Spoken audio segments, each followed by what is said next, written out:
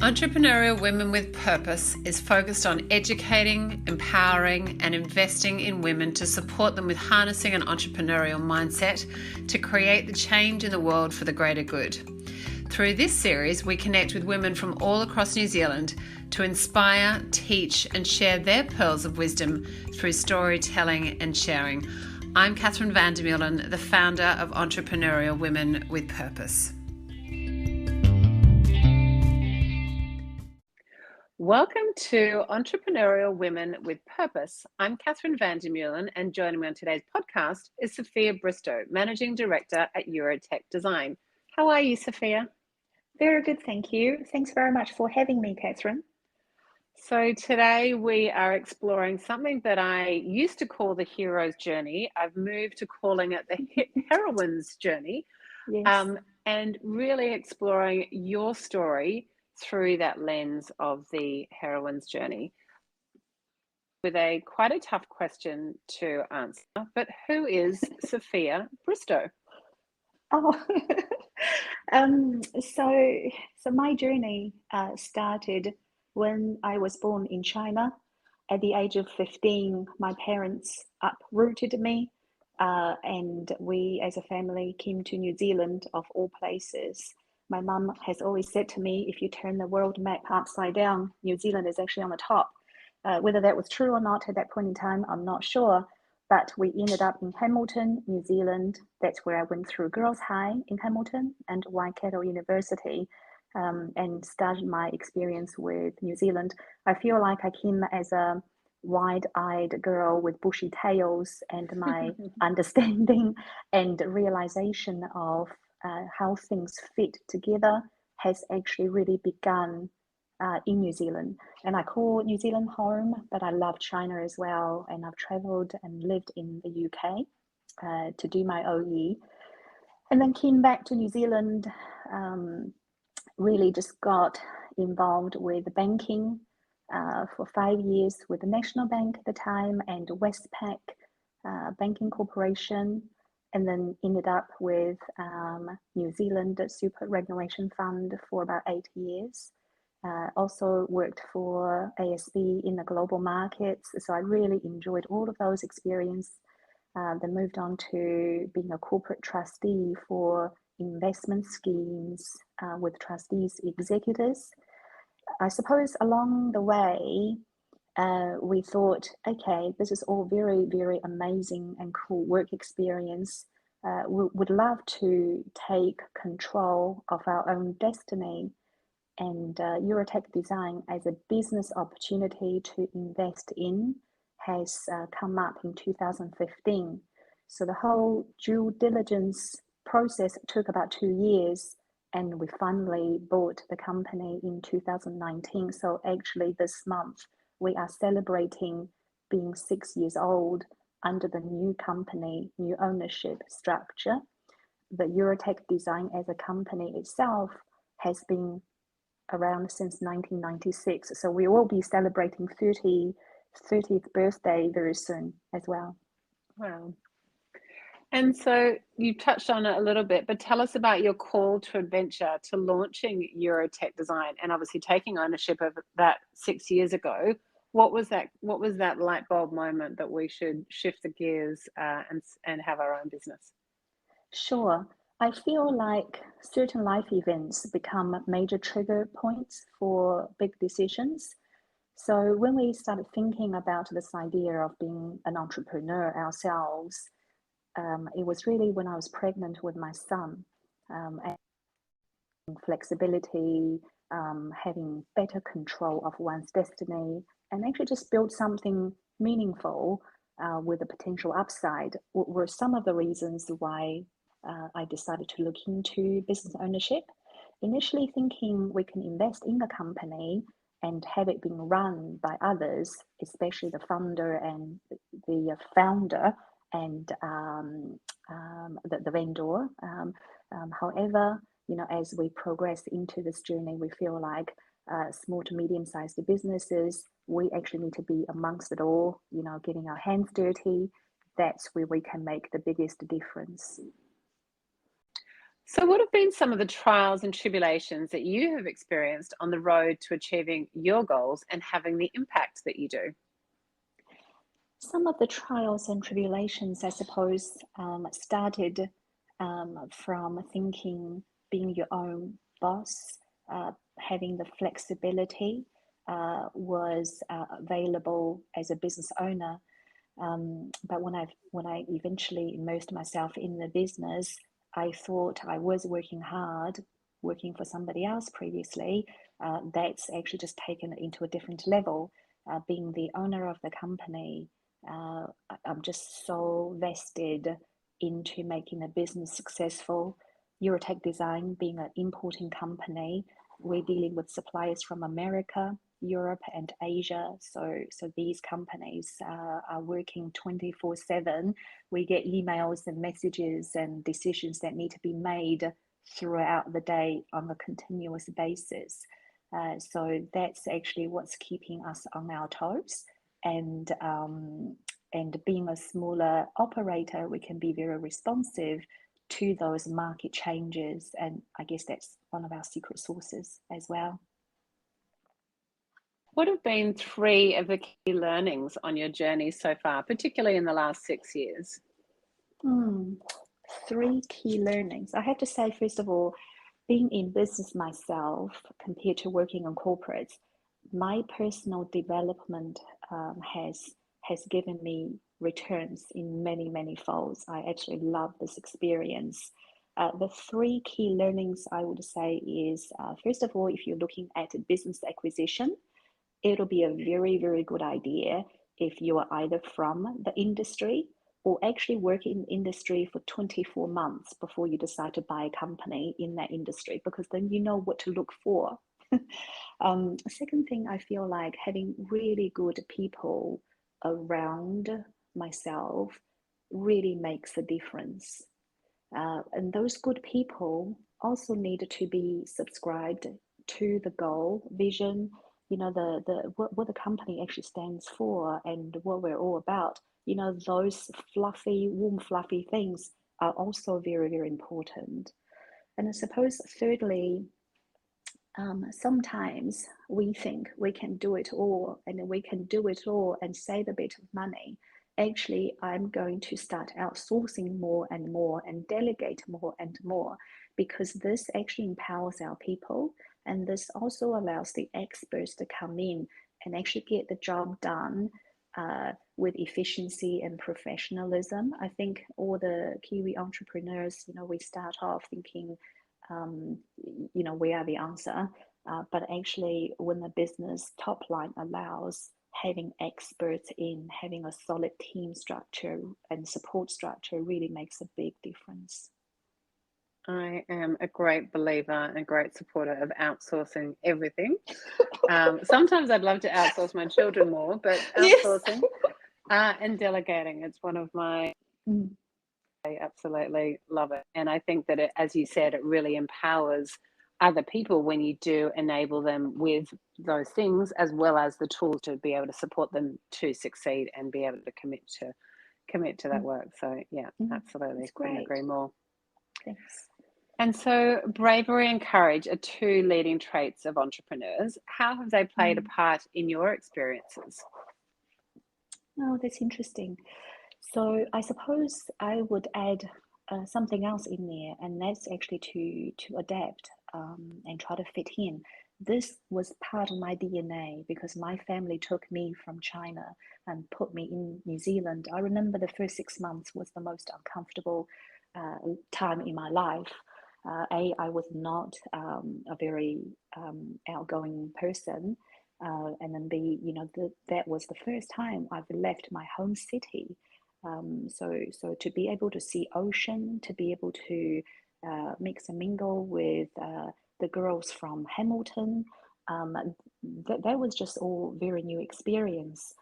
I was very fortunate that I had really positive experience with my local school or dean or the children at school. They really took me into their fold. So from the beginning of that 6 months where I could say, hello, how are you? I'm good, fine, thank you. Textbook English to actually be able to express how I feel in English, that made me feel like, phew, I'm starting to make friends. I'm starting to feel like I'm at home. Was actually quite important. So then I guess to go into university, to then take my next adventure to Europe, really again broaden my horizon of again a different continent, types of foods, different types of people. I suppose really it comes down to just saying yes to the things that's available to me at that point in time. Because if I didn't say yes to go and work for Westpac Institutional Bank, going from being playing with retail money in the branch to actually, institutional bank is responsible for raising equities or issue debts into the capital market. If I didn't say yes, I would not appreciate how the wholesale market works. And that's actually the bigger part of what drives our economies and business funding books. And then to say yes to Superfund when I was offered the opportunity, because the name of Guardians of Superannuation Fund is so long and not a lot of people actually knows what this organization actually does. But I just said, yes, I'll give it a go, to then owning the business not from the industry, not really understanding actually how compressors or evaporators or how a stainless steel drum means to a dryer. My experience with appliances was really just using a fridge to keep the food cool and fresh, or wash my clothes, to actually really understanding what's behind it. I suppose those attributes are so important. We had to stomach quite a bit of surprises, learn a lot. But on the same token, I feel like COVID was just another nuance to owning a business and this journey of actually just responding to what happens in the marketplace. If we can manage all of that and learn from it, then we will come out as so much stronger and being so much more successful. And Sophia, what does the word purpose mean to you? Purpose to me means a number of things. It actually just means for our own people, they achieve their goals, whatever that might be, so that they might move on to a better job, or they might actually be able to save enough to buy their first home, or all of those things have actually happened while they were working here in the company. And then also just doing some social good, so if we are able to set certain standards, for example, whiteware, the market tends to say, look, sell things cheap because it's a price point thing. Then it actually goes into landfill, replacement, one use. We're actually quite against that. Using our value range of the products that we would like to repair. And really, we run a big spare parts department, and we can actually help to diagnose remotely for people when they have user issues, and really trying to extend that life beyond what most people would expect. And on the other spectrum of our value chain, where we do premium to luxury appliances, I mean, the expected life of our Sub-Zero and the Wolf appliances should actually extend beyond 20 years plus. So then the customer services and the spare parts and the whole post-sales operation is massive. And some companies, global companies, may or may not actually see value in that, but we definitely pride ourselves of having a spare part department. We have spare parts catalogued and bin locations, so even I could take a part number, book the sale, go to the shelf and then the bin, and pick the part and actually send it out via NZ couriers to an address in New Zealand. And that's hard work we've put in over the past couple of years to really strengthen our under the hood capabilities.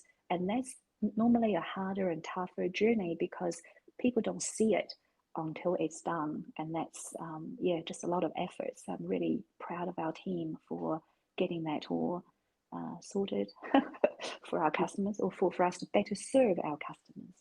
Yeah, and creating those efficiencies is so important for everyone's time and customer experience and all of those things.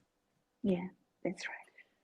So what are some of your daily rituals and routines that help you to be the best version of yourself? Yeah, I quite like getting up in the morning and do some exercise. So I've got a treadmill at home. I've got a gym membership. I love weights. Um, was a gym bunny before I had children and before I got involved running my own company. But I still try to do some. I feel that's really helping me in terms of thinking straight and get myself into a very happy state. There's a lot of science behind why. And also, my children and I have taken on piano lessons together. So every week we would go and do the lessons, half an hour each. I started off being a better player only because I'm older than them, but I think the children are doing better because they are really catching on. And my son Austin, he's actually going through Trinity College grading process, and I'm really proud of just the achievements, but also we get to do something fun together. So the end of this year, we'll have a family concert where we will just put a few pieces together. Yeah, very cool. We're on the other side of the spectrum. We're all singers in our family. Nothing professional, but just having that experience that we all were able to go to a class together to learn how to sing together was a wonderful experience. Yes, I agree. And Sophia, I think where were your focus? Oh, I was just going to say, it uses a different side of the brain, so it's got to be good for all of us, adults or children. Absolutely. And I think if we can also have those other creative outlets, they allow us to use, as you said, those different parts of our brain to unleash certain parts as well. Yes. And so thinking about your next 12 months, where will you focus your impact be? So May this year, we have launched Eurotech brand into Australia as a new market. So Eurotech Design will present global brands like Sub-Zero and DeWolf, like Steel. We have our own brand as well that we source, procure, and we have the trademark and IP on. That is the Eurotech brand. It is actually in Australia from beginning of May. We have stock across 3 states. We have a channel to market already. We are doing business already. So my challenge for the next 12 months is actually really focus on understanding the Australian market, make it actually working better, so that I think the name Eurotech Design will be a little trans-Tasman brand. That will actually help our New Zealand customers in terms of brand profile and storytelling, and we can help our New Zealand wholesale customers a bit better as well. The other thing I've noticed that by dealing with multi-markets, all of a sudden we get a much wider perspective. Australian market being bigger and more mature, they tend to see things a little bit sooner, earlier than us. So taking all of that learning and IP to help our New Zealand customers, I feel that's how we can add value in our relationships as well. So, Sophia, finally, we have a wonderful community all over New Zealand of entrepreneurial women with purpose. What is the one thing that you would like to call on them to take action on, something that's important to you? Depends on which part of the journey that we are all at. For example, some business female leaders, they are at the maturity. I don't mean age, I actually just mean the journey of their business, where they will be very happy to do more charitable work. Or they might be at the beginning of that process where they've just founded a company or they've just bought into a company. I feel like if we could segment various leaders into those buckets, actually just share experience, but also hear from leaders from the other segments. So then, forward looking, how you can plan your journey, how you can exit, you know, what lessons, do's and don'ts we can take from each other. I think that'll be quite helpful. Wonderful. Well, thank you so much, Sophia, for sharing your world and your wisdom with entrepreneurial women with purpose. Thank you. Thanks very much, Catherine.